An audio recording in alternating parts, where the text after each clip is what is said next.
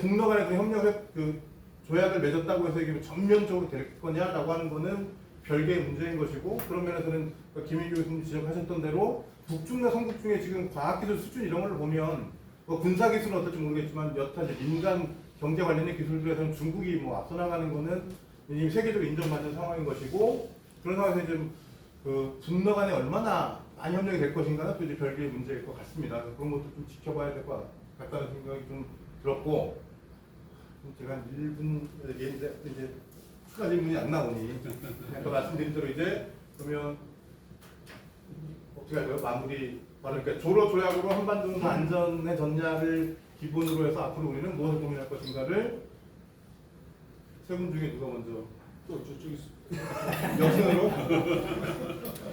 예, 그러니까 천만 전쟁 발생이 더욱 낮아졌냐 아니냐, 저는 질문을 좀 바꿔야 될 것 같아요. 그러니까 전쟁 발생 낮아졌다 높아졌다 이런 식의 문제가 아니라 최소한 그러니까 미국이 예를 들어서 러시아와의 전쟁을 선택하건 조선과의 전쟁을 선택하건 그 선택할 때 그러니까 선택의 하중, 선택의 부담 굉장히 높아졌다.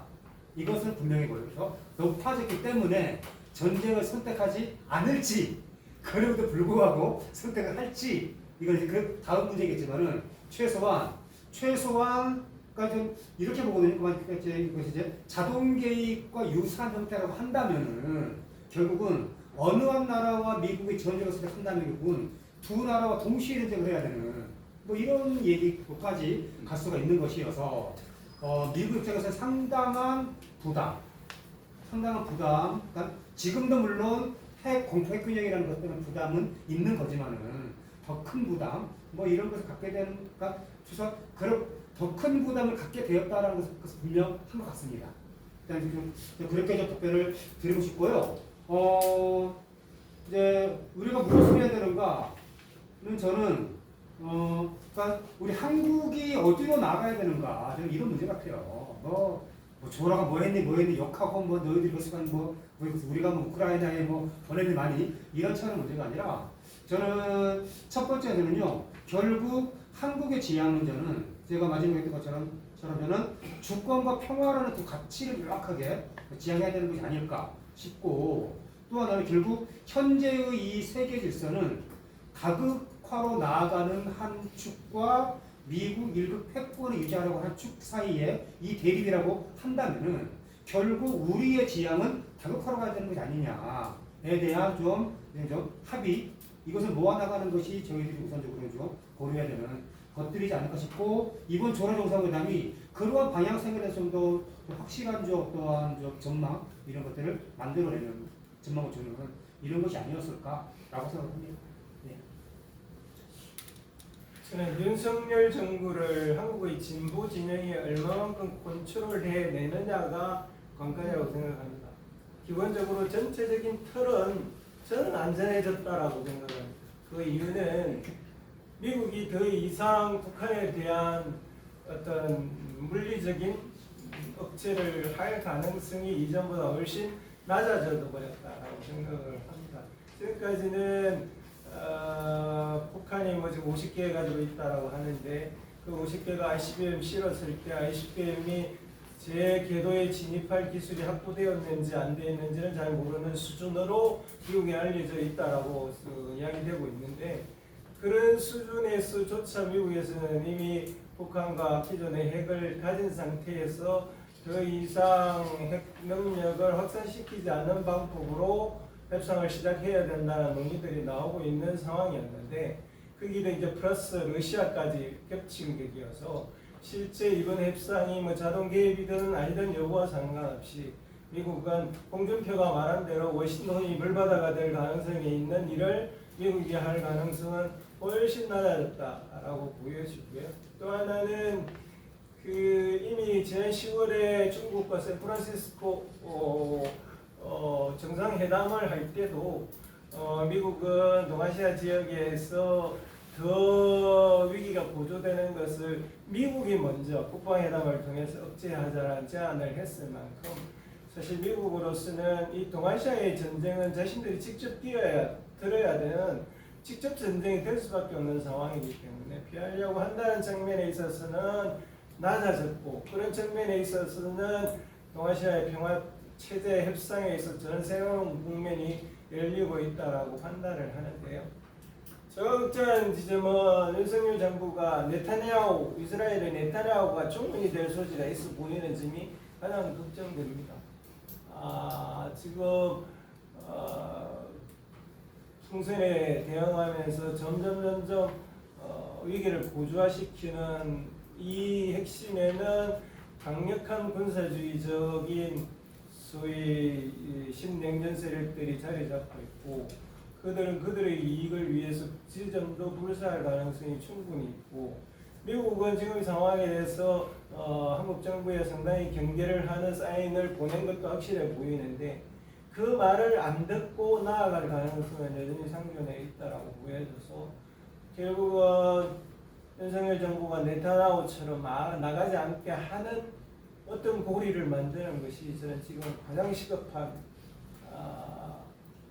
해난이라고 저는 생각합니다.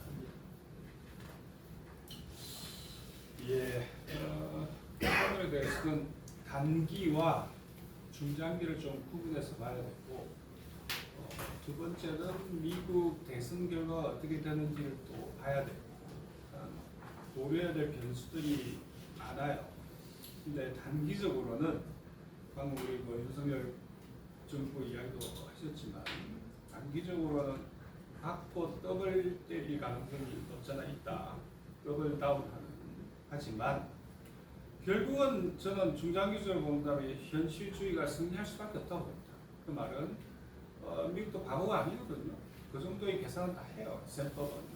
특히 그렇다면은 중장기적으로 볼 때 미국의 선택지는 싫으나 좋으나 현실을 인정하는 쪽으로 그리고 지금 당장 인정하면 좋겠지만 그게 안 되니 쪽으로 움직일 수밖에 없다고 보고 그렇게 될 경우에 주 표적은 중국으로 이동할 가능성이 높습니다.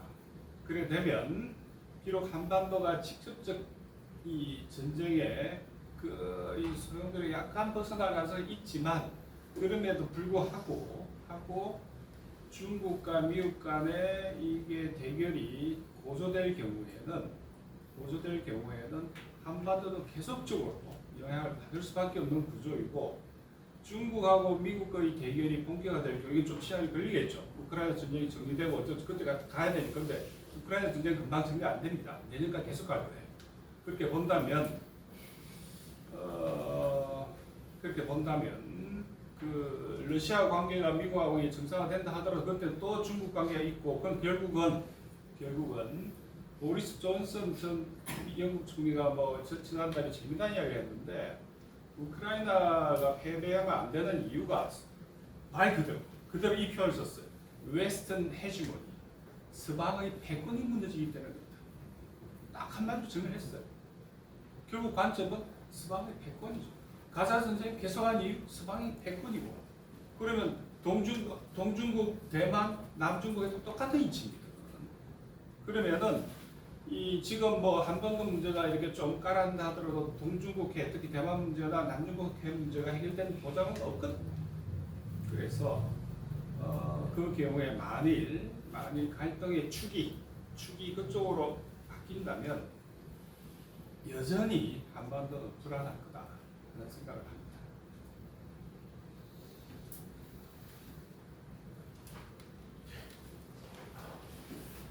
오전에 국회에서 했던 한미일 군사력 관련된 토론회도 가서 많이 공부도 그랬는데 이제 그냥 남의 일이다 생각하고 보면 무슨 책에 있는 것처럼 거대한 책판에서 뭔가 가는 거지만 우리 삶의 터전에서 우리의 앞으로 막 삶과 운명이 좌우되는 이런 일이 벌어지니까 이제 위기감도 크고 그랬는데 이제 그동안 몇 년 동안 우리가 막 진행되고 있다고 했던 것들이 좀 한 변곡점을 맞이라고 생각을 하고요.